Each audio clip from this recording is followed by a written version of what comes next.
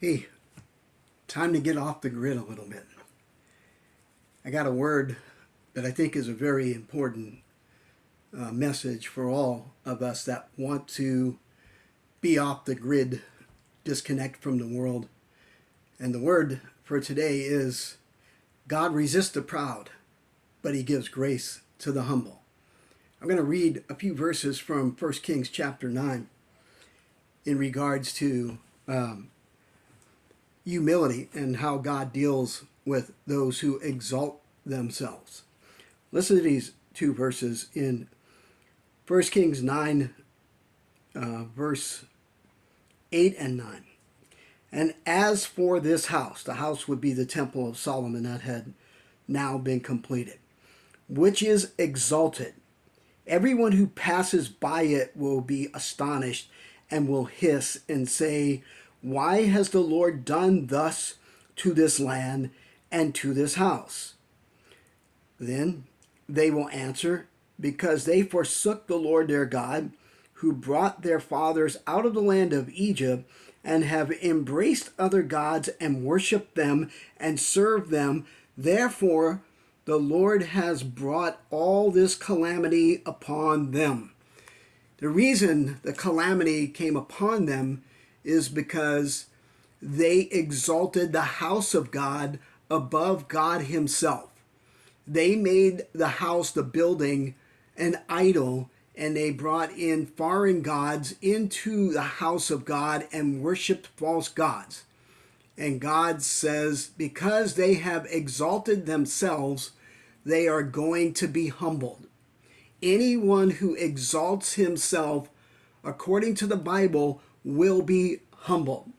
In Matthew chapter 23, verse 12, it says, whoever exalts himself will be humbled, and whoever humbles himself will be exalted.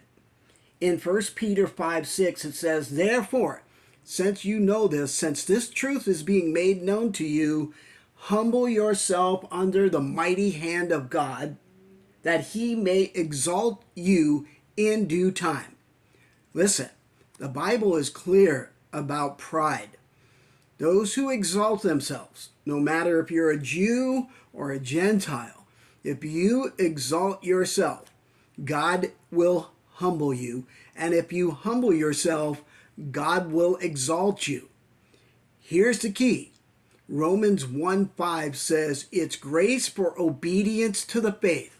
How can I walk in obedience to God and not get caught up in my own fame, in my own notoriety, in my own desires? How can that be possible? How can I, a man, accomplish that? Grace. It's grace for obedience to the faith. Who does God give the grace to? God resists the proud, but he gives grace to the humble.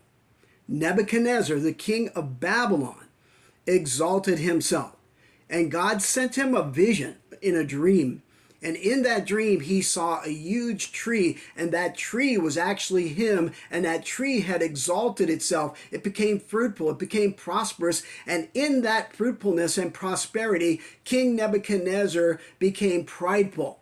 So God sent him a dream to warn him that the tree is going to be chopped down. You're going to be humbled, Nebuchadnezzar, if you don't humble yourself.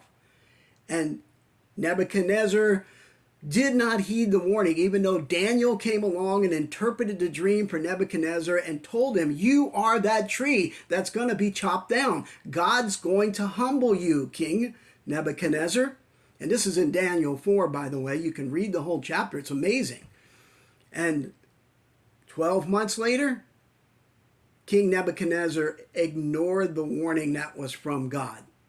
And he was walking on his palace, and he was saying, look at all the great things I have done.